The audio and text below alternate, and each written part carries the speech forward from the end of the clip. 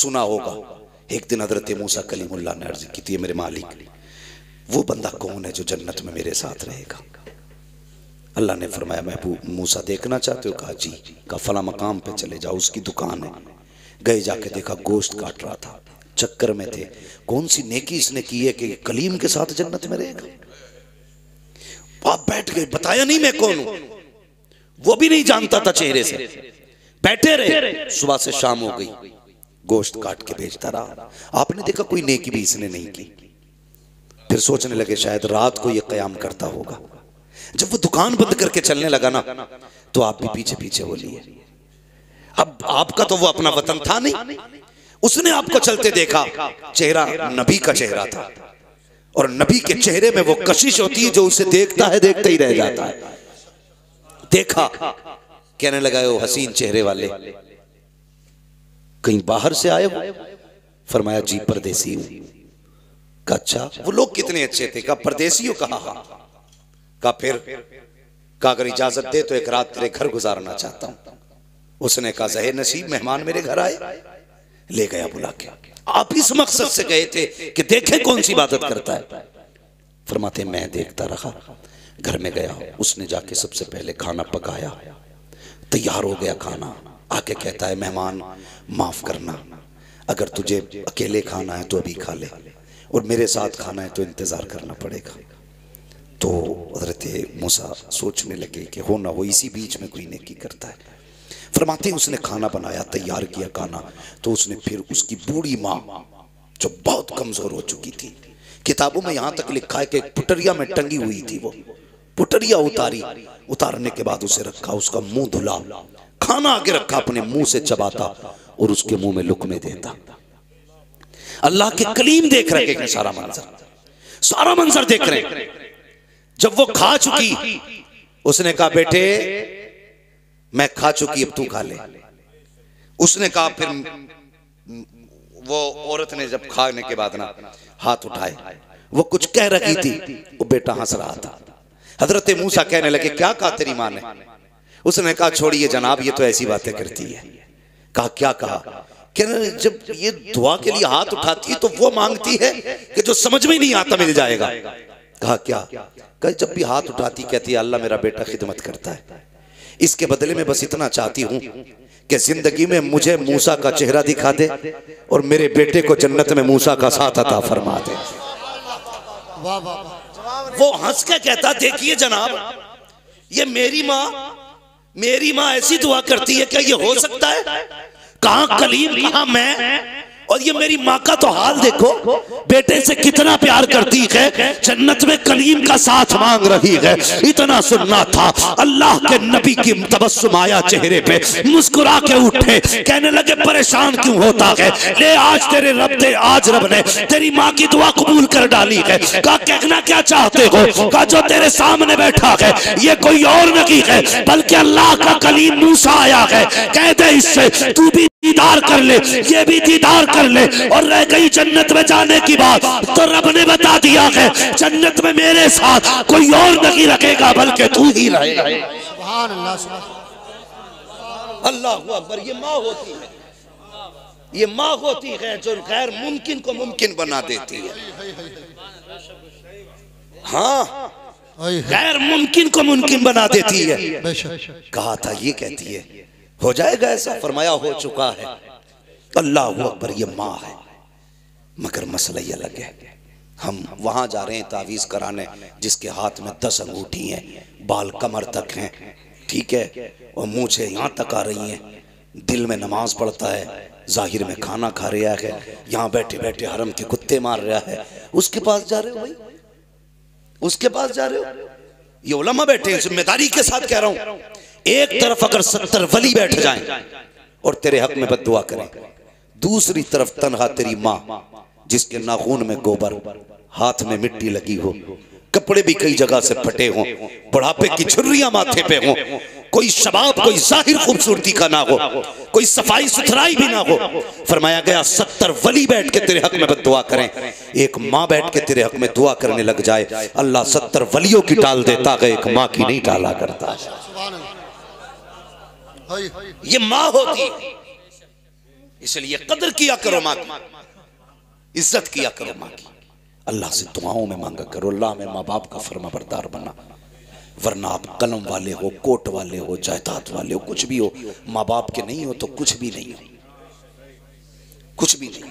आज जेब पे कलम लग जाए ना, जेब पे जरा सा कलम लग जाए तो फिर उसकी सारी पावर अब्बा को ही दिखा रहे हैं, अब्बा को दिखा रहे। अगर बाप ने कह दिया लल्ला इधर को हटिए, ये लल्ला इधर को हटिए, कह रहा दिखते नहीं हो, ड्रेस गंदी कर दी।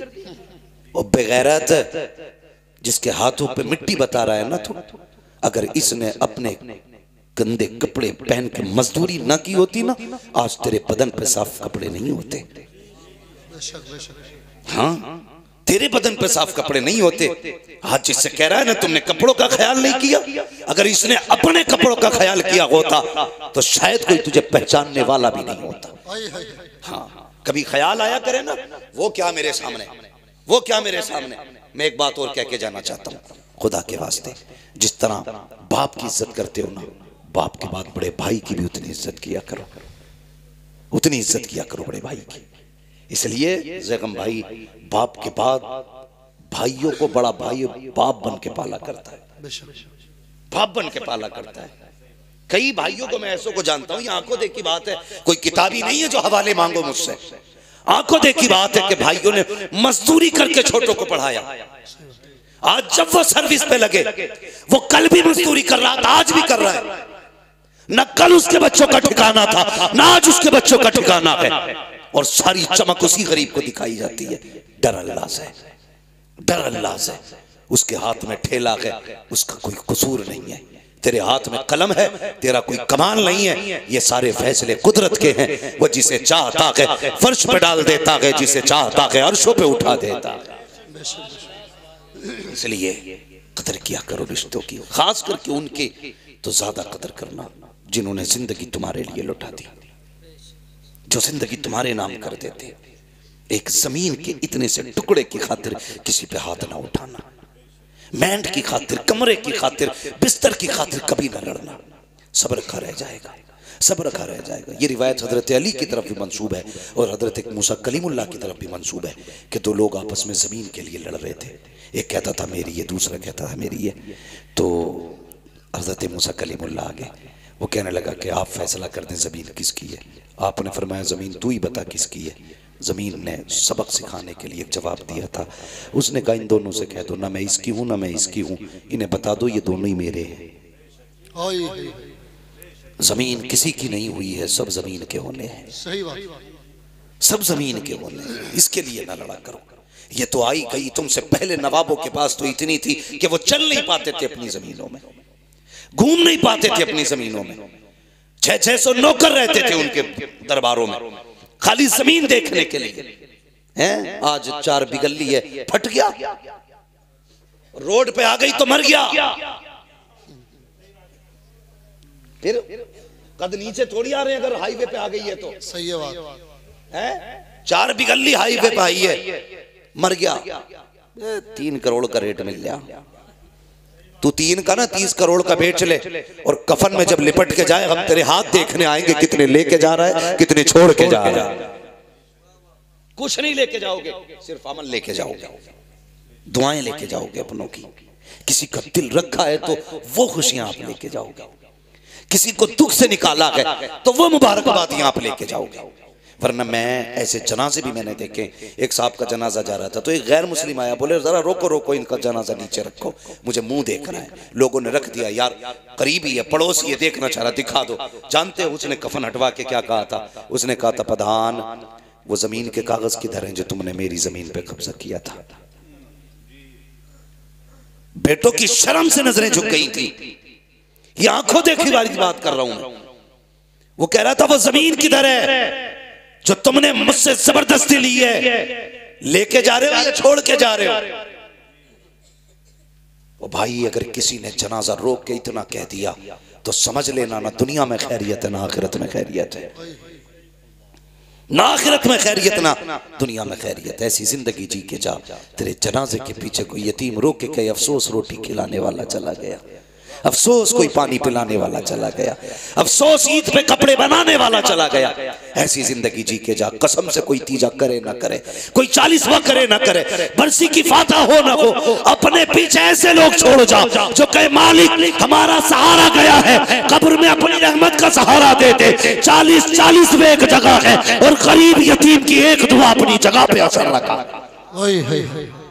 इसलिए अपने पीछे से छोड़ के जाओ। मेरे हुजूर का जनाजा उठाना, अबू बकर सिद्दीक साथ में थे, गौर से सुनना, अबू बकर सिद्दीक साथ में थे। घर में से चीख के रोने की आवाज आई, फरमाने लगे कौन रोया? तो देखा एक बच्ची रो रही थी। तो आपने फरमाया क्या बात है? उसने कहा हम इसलिए रो रहे हैं, हमारे घर में कोई नहीं था करने वाला, मैं और मेरी दादी थी। हुजूर हमारी बकरियों का दूध निकालने आया करते थे, आज के बाद हमारी बकरियों का दूध कौन निकालेगा? मैं छोटी हूँ, दादी बूढ़ी, हम तो भूखे रह जाएंगे। अबू बकर सिद्दीक ने बच्ची को सीने से लगा के कहा था, बेटी परेशान मत होना, ये हुजूर का करम है कि जाते जाते अबू बकर को तेरे घर का पता दे जा रहे हैं। अबू बकर को तेरे घर का पता दे के जा रहे हैं। फरमाने लगे बेटी आज के बाद अबू बकर आया करेगा। पूरी दौरे खिलाफत में आप उनके घर जाते, बकरियों का दूध दूते और उनको दे के आया करते थे। यार कम से कम ऐसी जिंदगी गुजार के जाओ, ऐसी जिंदगी गुजार के जाओ। हम तो अगर यतीमों पे हाथ भी रखते ना तो कैमरा पहले लगाते, फोटो पहले लेते थी। मैंने यतीम के सर पे हाथ रखा, मैंने गरीब को सीने से लगाया। ये क्या मसला है? पढ़ो ना आप तारीख।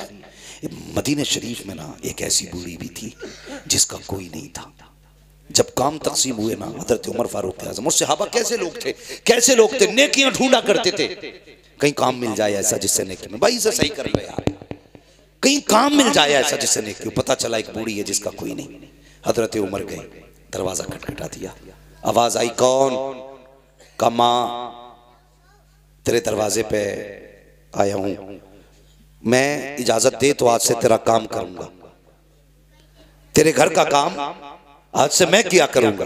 बूढ़ी ने कहा नहीं बेटी, नहीं बेटे, तू घर के मेरे काम मत करना। आपने जिद की सिर्फ इसलिए ताकि नेकी मिल जाए, किसी की मदद की। तो बूढ़ी कहने लगी तू है कौन? कहा अम्मा मुझे उमर कहते हैं, मुझे उमर कहते हैं, माँ इजाजत दे तेरे घर के काम करूं। तो माँ कहने लगी बेटे कोई है जो आता है मेरे घर का काम करके चला जाता है? हजरत उमर कहते हैं क्या नाम है उसका? तो बूढ़ी कहने लगी नाम तो उसने आज तक नहीं बताया, आज तक उसने नाम नहीं बताया, आज तक नाम नहीं बताया उसने।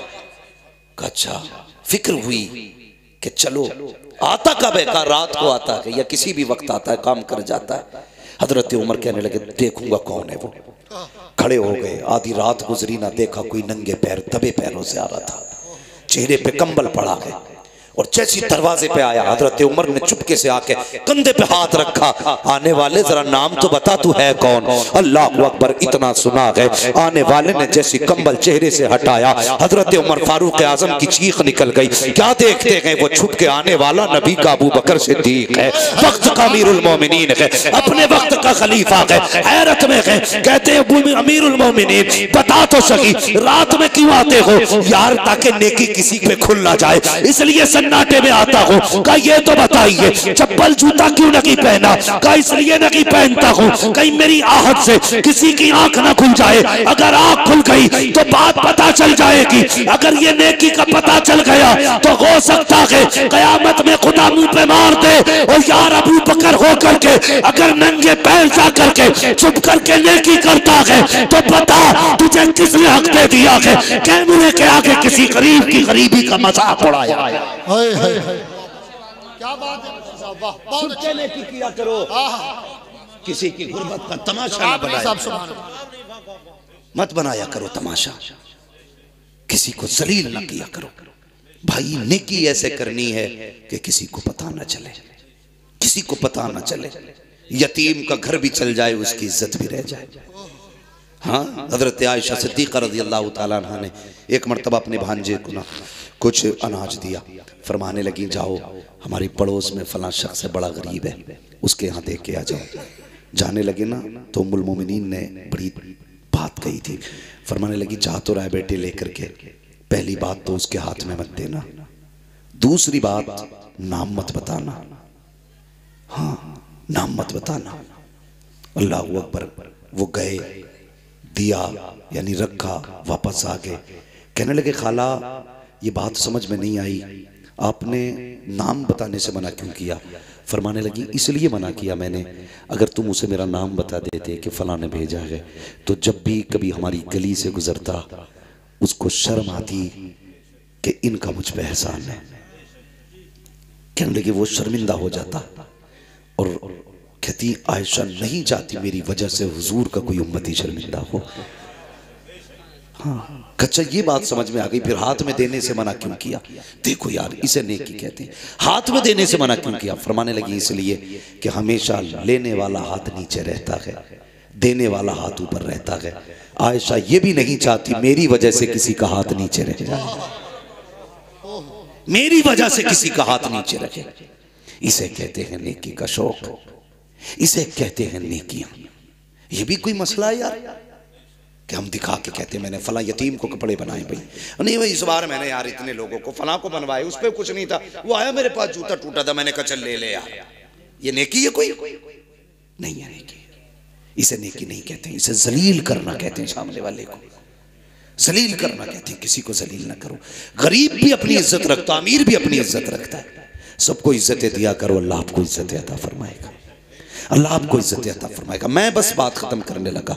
फरमाएगा ए ईमान वालों अपने आप को और अपने घर वालों को जहन्नम की आग से बचाओ, अपने घर वालों को जहन्नम की आग से बचाओ। तो कोशिश क्यों नहीं करते जहन्नम की आग से बचाने की? क्यों नहीं करते?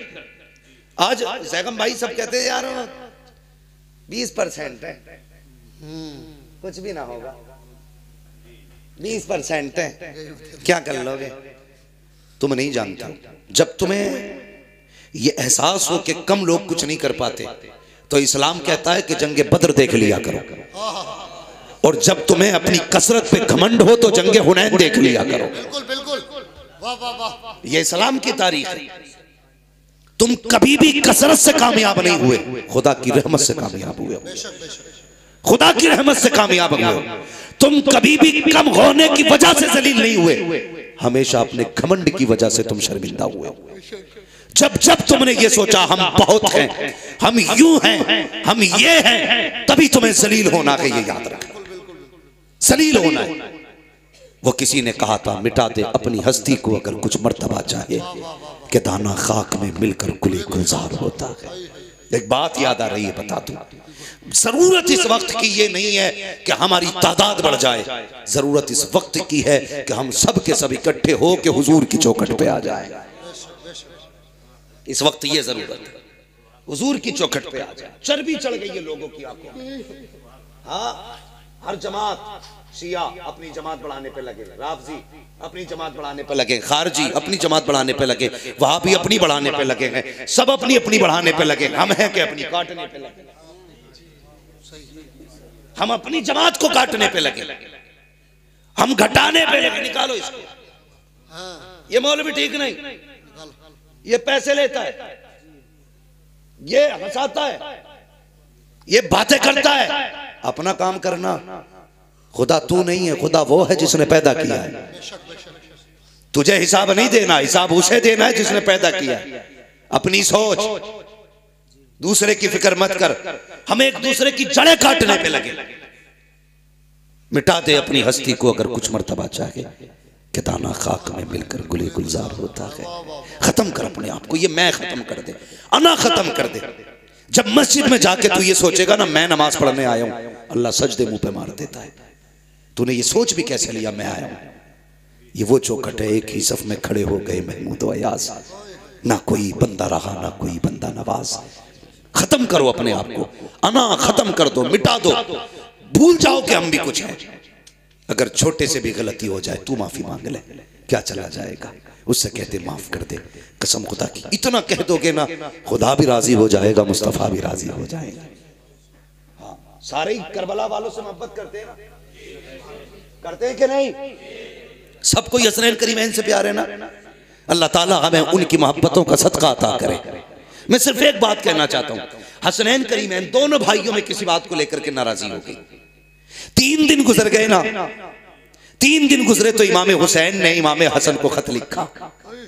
कहा भाई नाना की हदीस याद नहीं है कि मोमिन से 3 दिन से ज्यादा नाराज नहीं रहना चाहिए। ये लिखा तो उधर से खत आया, नाराज है दोनों, मिलने नहीं आए। इमाम हसन ने खत लिखा, फरमाने लगे फिर तुम क्यों नहीं आए? तुम मुझसे कह रहे हो ना कि नाना ने कहा 3 दिन से ज्यादा नाराज नहीं रहना चाहिए, तो तुम ही आ जाते।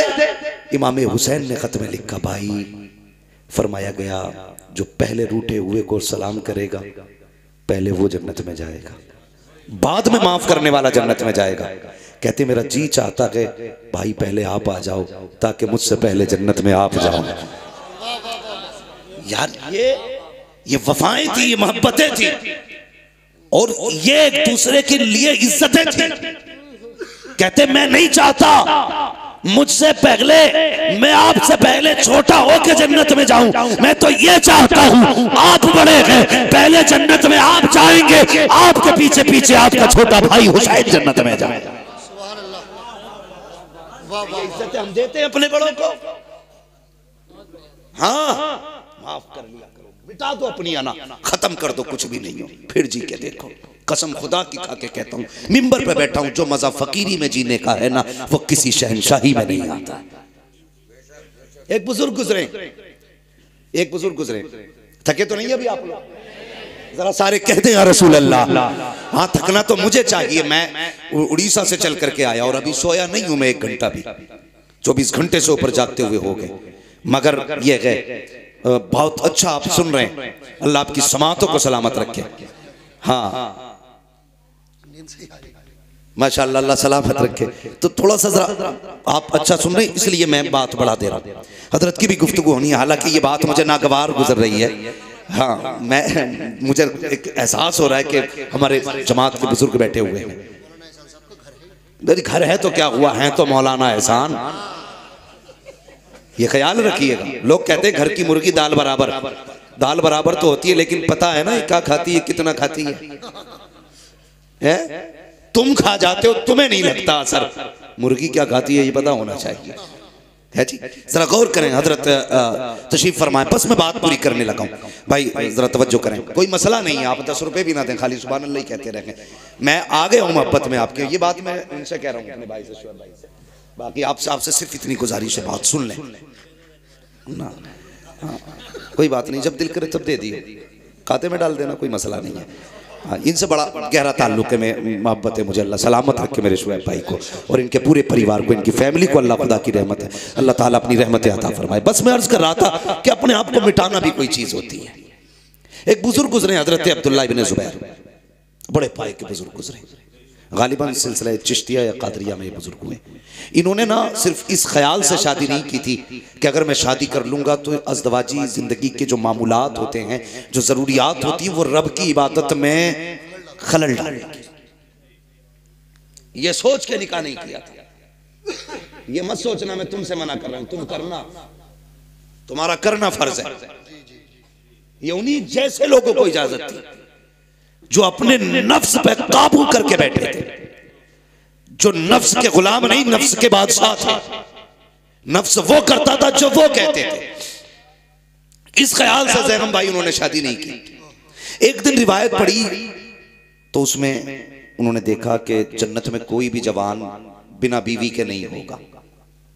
अल्लाह जन्नत में सारे लोगों का निकाह फरमाएगा। अब तो खुश हो जाओ भाई, जिनकी नहीं हुई अब तो उनका भी नंबर लगने वाला ना। सबको अल्लाह जन्नत में बीवी देगा। कहने लगे अच्छा तो फिर तो हमारी भी होनी है वहां, जब होनी है सबकी तो हमारी भी होगी। बहुत बड़े वली थे, हाथ उठा दिए, कहने लगे अल्लाह वो दिखा ना जो जन्नत में मेरे साथ रहेगी। मैं अपनी जन्नत वाली बीवी को देखना चाहता हूं। पहले दिन दुआ मांगी, कुछ नहीं हुआ। दूसरे दिन दुआ मांगी, कुछ नहीं हुआ।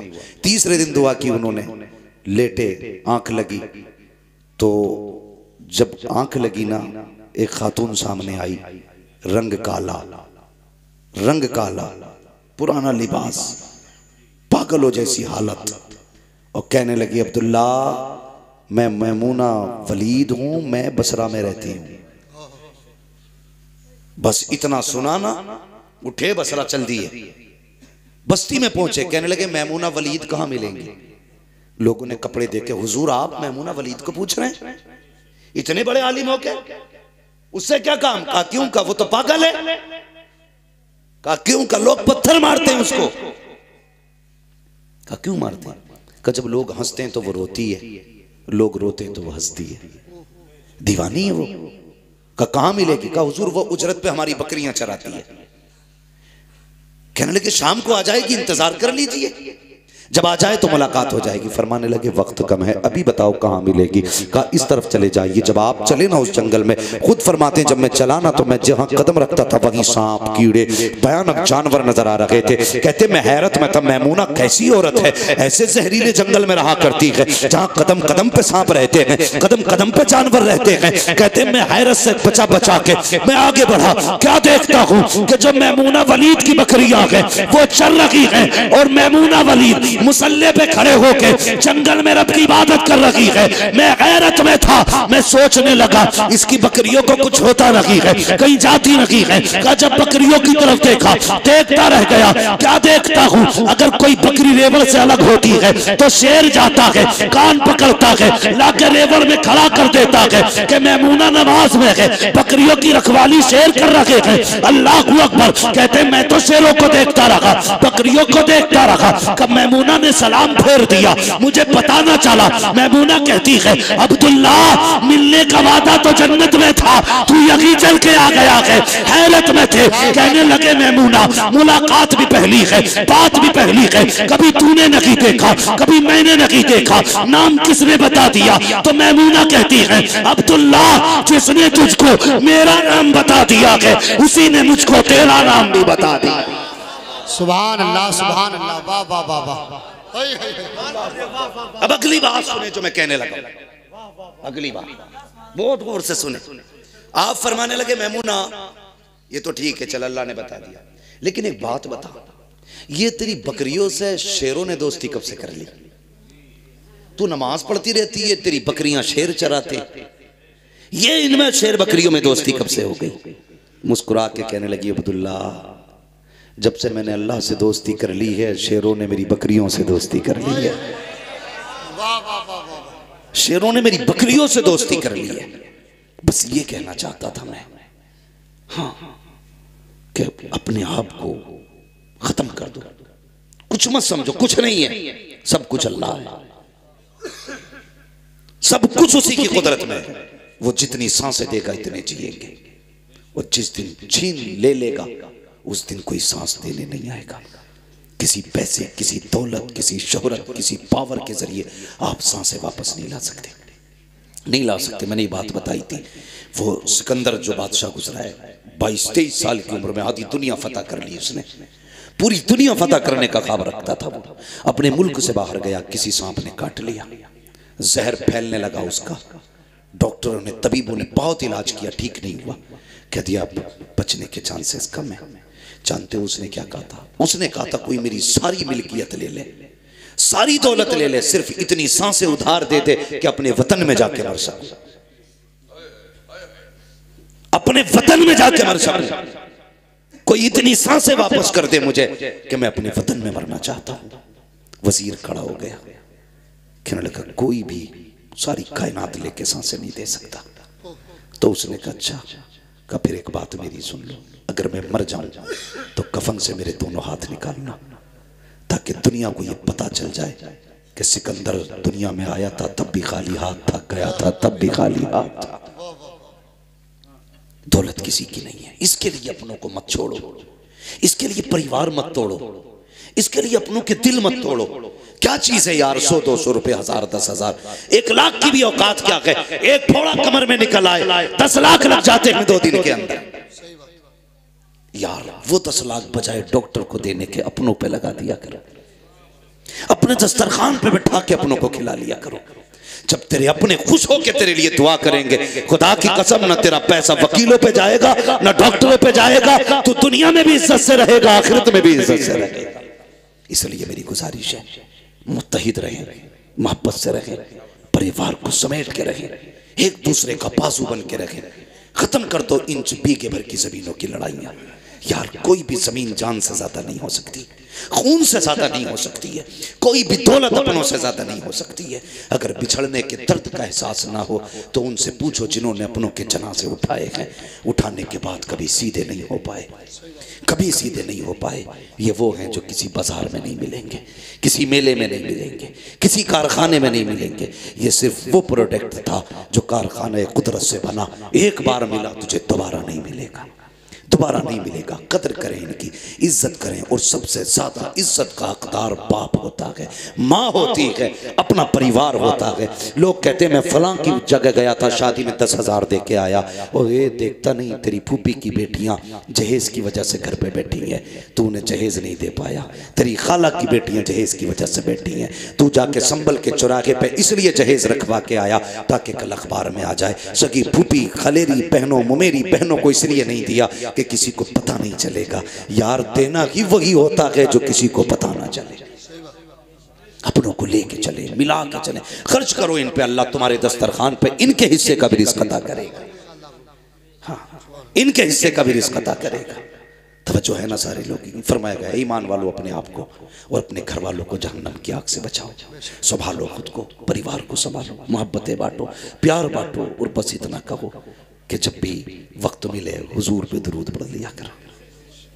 ये वजीफा आम करो, हुजूर पे दरूद पढ़ने का वजीफा। इंशाअल्लाह कभी फिर गुफ्तगू होगी तो इस मौजू पे भी बात की जाएगी। बस जो हुए गलत उनको माफ़ फरमाए रब्बे कायनात। ज़िंदगी ने दिया साथ, फिर होगी मुलाकात। चमन रहा फूल खिलेंगे, ज़िंदगी रही फिर मिलेंगे। मुसाफिर हैं हम भी, मुसाफिर हो तुम भी, किसी मोड़ पर फिर मुलाकात होगी। फ़कीरान आए सदा कर चले, सदा खुश रहो ये दुआ कर चले। सारे लोग कलमा शरीफ पढ़ लीजिए, ला इलाहा इल्लल्लाहु मुहम्मदुर रसूलुल्लाह व मा अलैना इल्लल बलाग। अस्सलामु अलैकुम व रहमतुल्लाहि व बरकातुहू।